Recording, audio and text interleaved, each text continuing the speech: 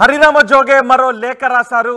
ఈసారి పవన్ కళ్యాణ్ నిన్న తాడేపల్లిగూడెంలో మాట్లాడిన వ్యాఖ్యలపై ఒక లేఖ రాశారు. ఒకసారి పవన్ కళ్యాణ్ నిన్న తాడేపల్లిగూడెంలో ఏం మాట్లాడారో చూసి హరిరామ్ జోగే రాసిన లేఖ ఏంటో చూద్దాం. అలాగే నాకు కానీ జనసేన పార్టీకి కానీ సలహాలు సూచనలు అవసరం లేదు. సలహాలు సూచనలు ఇచ్చేవాళ్ళు అక్కర్లేదు. యుద్ధం చేసేవాళ్ళు కావాలి. కొత్త రక్తంతో, కొత్త కుడలాడే రక్తంతో, గుండెలు చరించుకునే యువ రక్తం కావాలి. దాష్టికాన్ని నిలబడే యువకులు కావాలి. కత్తులు పట్టుకునే వీర మహిళలు కావాలి. అంతేగాని నాకు సలహాలు ఇచ్చేవాళ్ళు, మీకు తెలుసా జగన్ ఎలాంటి వాడో? సొంత బాబాయిని మర్డర్ చేయించిన వాడు, సొంత చెల్లినే గోడకేసి కొట్టిన వాడు. మీరు చెప్తారు నాకు సలహాలు సూచనలు. ఎవరితో యుద్ధం చేస్తున్నానో నాకు తెలుసు. జగన్ లాంటి దాష్టీకుడు, దుర్మార్గుడు యుద్ధం చేస్తేనే తగ్గుతాడు. యుద్ధంతో కూలగొడితేనే కింద కూర్చుంటాడు. మర్చిపోకుండా నాకు సలహాలు సూచనలు ఇచ్చే వాళ్ళకి. అలాగే మనకు కూడా పోల్ మేనేజ్మెంట్ తెలుసా? ఆర్గనైజేషన్ బలం ఉందా? సంస్థాగతంగా పార్టీకి పోయిన తెలుగుదేశం పార్టీలతోటి మనం పోటీ పడగలమా? 800 నుంచి 1000 మంది బూత్ కార్యకర్తలు ఉన్నారా మనకి ప్రతి నియోజకవర్గంలో? 1000 మందికి 50 రోజులు ఎంతో కొంత డబ్బులు ఇస్తూ భోజనాలు పెట్టే సత్తా మన నాయకత్వాలకు ఉందా? మన నాయకత్వం ఇంకా ఎదుగుతా ఉంది. వెయిట్ చేయాలి. ఈలోపు రాష్ట్రాన్ని జగన్ పాలిట కానివ్వం.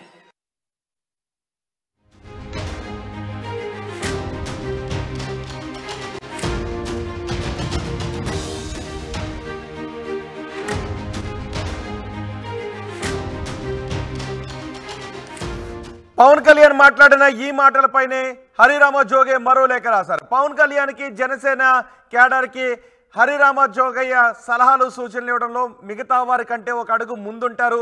ఎన్ని సీట్లు తీసుకోవాలి, పవర్ షేరింగ్ ఏ విధంగా ఉండాలి అని ఎప్పటికప్పుడు లేఖలు రాస్తూ ఉంటుంటారు. నిన్న పవన్ కళ్యాణ్ కేడర్ ఎంత స్ట్రెంగ్తన్లో అయ్యింది, మన బలం ఎంత అనే విషయాల గురించి మాట్లాడారు. ఎక్కడో కూర్చుని సలహాలు ఇచ్చేవారు కాదు అంటూ పవన్ కళ్యాణ్ మాట్లాడారు. దీనిపై హరిరామ జోగయ్య మరో సంచలన లేఖ రాశారు. టీడీపీ, జనసేన బాగు కోరి నేను ఇచ్చే సలహాలు అధినేతలకు నచ్చినట్లుగా లేదు, అది వారి కర్మ, నేనేం చేయగలిగేది లేదు అంటూ మరో లేఖ రాశారు. జనసేనకు 24 సీట్లు కేటాయించడంపై హరిరామ జోగయ్య తీవ్ర అసంతృప్తిని వ్యక్తం చేశారు. అయితే తనకు, పార్టీకి అండగా నిలబడేవారే కావాలి తప్ప వేరే చోట కూర్చొని సలహాలు ఇచ్చేవారు కాదు అంటూ తాడేపల్లిగూడెం జెండా సభలో పవన్ కళ్యాణ్ చాలా ఆవేశంగా మాట్లాడారు, చాలా స్పష్టంగా మాట్లాడారు. అన్ని ఆలోచించే 24 సీట్లు తీసుకున్నాను అని పవన్ కళ్యాణ్ క్లారిటీ ఇచ్చారు.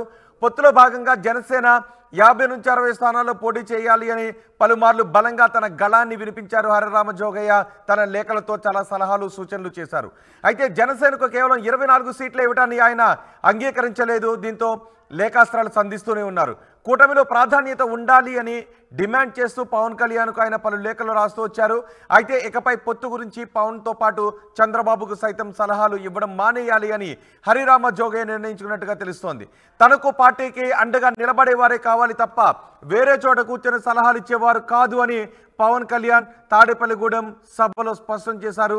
దీనిపై స్పందించిన హరిరామ జోగయ్య ఇప్పుడు మీరు ఆర్టీవీ స్క్రీన్ పైన చూస్తున్న ఈ లేఖను రాశారు.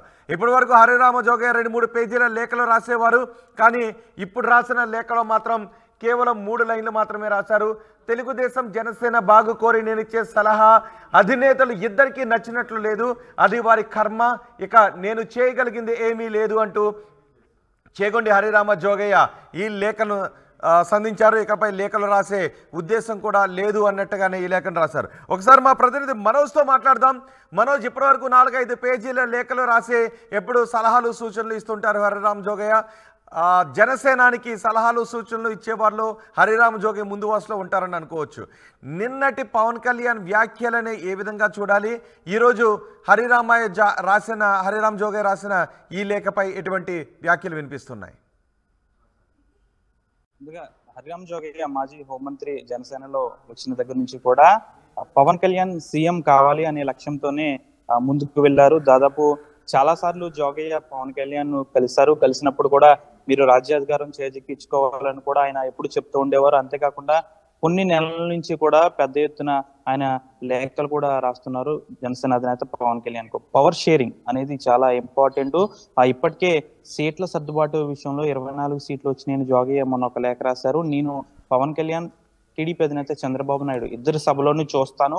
పవర్ షేరింగ్ విషయంలో ఏమన్నా తేడా వస్తే నేను మరొక లేఖ రాస్తాను, భవిష్యత్ కార్యాచరణ ప్రకటిస్తానన్నారు. అయితే నిన్న పవన్ కళ్యాణ్ చేసిన ప్రసంగాలకు జోగయ్య విసుకెత్తిపోయే ఒక లేఖ కూడా రాశారు. నేను చెప్పిన ఏదైతే ఉందో తెలుగుదేశం జనసేన బాగు కోరి నేను ఇచ్చే సలహా అధినేతలకు ఇద్దరికి నచ్చినట్లు లేదు, ఇక వారి కర్మ, నేను చేసేది ఏమి లేదని కూడా స్పష్టంగా చిన్న కొటేషన్ కూడా రాసిన పరిస్థితి. పూర్తిగా కూడా పవర్ షేరింగ్, పవన్ కళ్యాణ్ ముఖ్యమంత్రి కావాలన్నది ఇటు బడుగు బలహీన వర్గాలు, కాపులు, మిగిలిన కులాలకు సంబంధించిన వారి కోరిక. కానీ పవన్ కళ్యాణ్ ఆ ప్రసంగంలో ఎక్కడ కూడా పవర్ షేరింగ్ గురించి మాట్లాడలేదు. పోల్ మేనేజ్మెంట్ లేదు మనకి, తెలుగుదేశం అంత సంస్థాగతమైన వ్యవస్థ మనకి లేదు. అలాంటప్పుడు అన్ని స్థానాల్లోని ఎలా పోటీ చేస్తాము అని కూడా పవన్ కళ్యాణ్ సభలో ప్రసంగించారు. ఇదంతా విని కూడా జోగయ్య చివరిగా చేసేదేమీ లేదు, ఇక మీ కర్మ అంటూ కూడా ఒక లేఖ రాశారు. పూర్తిగా కూడా పూర్తిగా కూడా నిరాశ చెందినట్టే అనిపిస్తుంది ప్రతి జనసేన కార్యకర్తకు కూడా. ఎందుకంటే పవర్ షేరింగ్ అనేది కూడా చాలా ఇంపార్టెంట్. ముఖ్యమంత్రిగా సీఎం గా పవన్ కళ్యాణ్ చూడాలనేది ప్రతి జన సైనికుడి యొక్క ఆశ. కానీ ఆ ఆశ నెరవేరేటట్లు లేదని కూడా జోగయ్య ఈ లేఖలో మనం స్పష్టంగా దాని అర్థం అదే అని చెప్పవచ్చు. కానీ ఇప్పుడు ప్రస్తుతం కాపు సంక్షేమ సేన రాష్ట్ర అధ్యక్షుడిగా జోగయ్య వ్యవహరిస్తున్నారు. ఇప్పుడు ఇంకా ముందు జోగయ్య ఈ లేఖలు రాస్తారా, లేకపోతే కాపు సంక్షేమ సేన ఆధ్వర్యంలో వేరే ప్రత్యామ్నాయం వేరే నాయకుడికి ఏమైనా సపోర్ట్ చేసే అవకాశం ఉందనేది కూడా వేచి చూడాలి. పూర్తిగా కూడా నిన్నటి పవన్ కళ్యాణ్ మాటల్లో పూర్తిగా జోగయ్య నిరాశ చెందినట్టే అనిపిస్తుంది. ఇంట్లో కూర్చొని టీవీలు చూసేవారు నాకు అక్కర్లేదు, నాకు సలహాలు ఇవ్వద్దు, నా వెంట నడిచేవాడే నావాడు అని కూడా పవన్ కళ్యాణ్ అన్నారంటే పూర్తిగా కూడా ఆయన ఇంకా టీడీపీకి పూర్తిగా సపోర్ట్ చేస్తున్నట్టు అనిపిస్తుంది. 24 సీట్లతోనే ఇక సర్దుకుపోవాల్సిన పరిస్థితి. అన్ని సర్వేల ఆధారంగానే మనం 24 సీట్లు తీసుకున్నాం, రాజ్యాధికారం నేను చూసుకుంటాను, మీరు నా వెనక ఉండండి అని కూడా పవన్ కళ్యాణ్ అన్నారు. అయితే జోగయ్య ఇక ముందు కానీ రాజకీయ విశ్లేషకులు ఏం చెప్తున్నారు, పవన్ కళ్యాణ్ అర్థం చేసుకోండి, నన్ను నమ్మండి, వ్యూహాన్ని నాకు వదలండి అని ఆయన చెప్తున్నారు. కానీ జోగయ్య లాంటి వారు లేఖలు రాస్తూ ఉన్నారు, సలహాలు సూచనలు ఇస్తున్నారు. మన బలం తెలిసి ముందుకు వెళ్ళాలి, ఇంకా ముందు చాలా భవిష్యత్తు ఉంటుంది అన్న ఉద్దేశంలో పవన్ కళ్యాణ్ మాట్లాడుతున్నారు. సో దీన్ని ఏ విధంగా చూడాలి, రాజకీయ విశ్లేషకులు ఏం చెప్తున్నారు?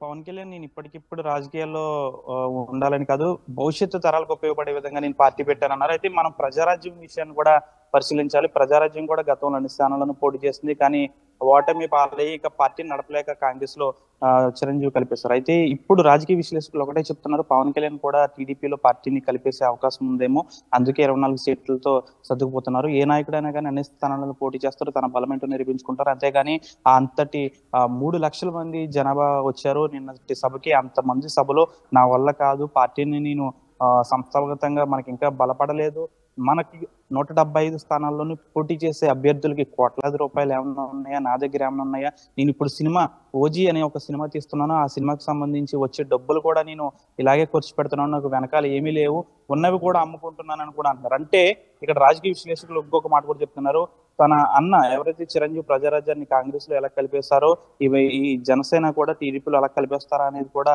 రాజకీయ విశ్లేషకుల్లో చర్చ నడుస్తుంది. ఏదేమైనప్పటికీ కూడా పవన్ కళ్యాణ్ కూడా ఏమన్నా టీడీపీలో పార్టీని కలిపేస్తారా, లేకపోతే ముందు ఆయన సొంతంగా పోటీ చేస్తారనేది తెలియాల్సి ఉంది. కాకపోతే జన సైనికుల్లో మాత్రం కాస్త నిరాశ అయితే వ్యక్తమవుతుంది. కేవలం 24 సీట్లలో పోటీ చేయడం పట్ల అసంతృప్తిగా ఉన్నారు. ఒకటే జన సైనికుల కోరిక, అంతేకాకుండా చాలా మంది బడుగు బలహీన వర్గాలు కూడా పవన్ కళ్యాణ్ కి సపోర్ట్ చేస్తున్నారు. ఆయన అధినేత నాకు ఒక వ్యూహం ఉందని చెప్తున్నారు. సో పదే చెప్తున్నది కూడా అదే, యుద్ధం మీరు చేయండి, నేను వ్యూహాన్ని నేను పన్నుతాను అని చెప్తున్నారు, యుద్ధంలో నిలబడండి అని అంటున్నారు. సో ఇప్పుడు జోగయ్య రాసిన లేఖతో ఇక జోగయ్య లేఖలు రాయటం మానేస్తారని అనుకోవచ్చా, సలహాలు సూచనలు ఆపేస్తారా? జోగయ్య చాలా సీనియర్ పొలిటీషియన్, ఆయనకు వయసు పైబడినా కానీ రాజకీయంలో విశ్లేషణ చేయడంలో ఆయన దిట్ట. అంతేకాకుండా గతంలో కూడా కొన్ని లేఖలు రాశారు, ఎవరెవరు ఏ నియోజకవర్గంలో పోటీ చేస్తే గెలుపొందుతారు అనేది కూడా గతంలో ఒక లేఖ కూడా రాశారు. కానీ ఒక్కసారిగా పవన్ కళ్యాణ్ ఈ వ్యాఖ్యలు చేయడం పట్ల కాస్త జోగయ్య నిరాశ చెందారనేది తెలియాల్సి ఉంది. అయితే 29వ తేదీన అంటే సభ నిన్న జరిగింది, ఈ రోజు 29, ఈ రోజు తన కార్యాచరణ కూడా ప్రకటిస్తానని జోగయ్య అన్నారు. అయితే జోగయ్య ఏం ప్రకటిస్తారో చూడాలి. జనసేనకే సపోర్ట్ చేస్తారా, లేకపోతే ఇంకా లేఖలు అలాగే లేఖాస్త్రం విమర్శిస్తూనే ఉంటారనేది తెలియాల్సి ఉంది. పవర్ షేరింగ్ అనేది లేకపోవడంతో జోగయ్య పూర్తిగా కూడా అసంతృప్తిగా ఉన్నట్లే తెలుసుకుంది. ఈ రోజు జోగయ్య ఏం ప్రకటిస్తారో చూడాలి. రైట్ మనోజ్, హరిరామ జోగే మరో సంచలన లేఖ రాశారు. టీడీపీ జనసేన బాగు కోరి నేను ఇచ్చే సలహాలు అధినేతలకు నచ్చినట్టు లేదు, అది వారి కర్మ, నేనేం చేయగలిగింది లేదు అంటూ మరో లేఖ రాశారు. జనసేనకు 24 సీట్లు కేటాయించడంపై హరిరామ జోగే తీవ్ర అసంతృప్తిని వ్యక్తం చేశారు. అయితే తనకు పార్టీకి అండగా నిలబడే వారే కావాలి తప్ప వేరే చోట కూర్చొని సలహాలు ఇచ్చేవారు కాదు అని తాడేపల్లిగూడెం జెండా సభలో పవన్ కళ్యాణ్ స్పష్టం చేశారు.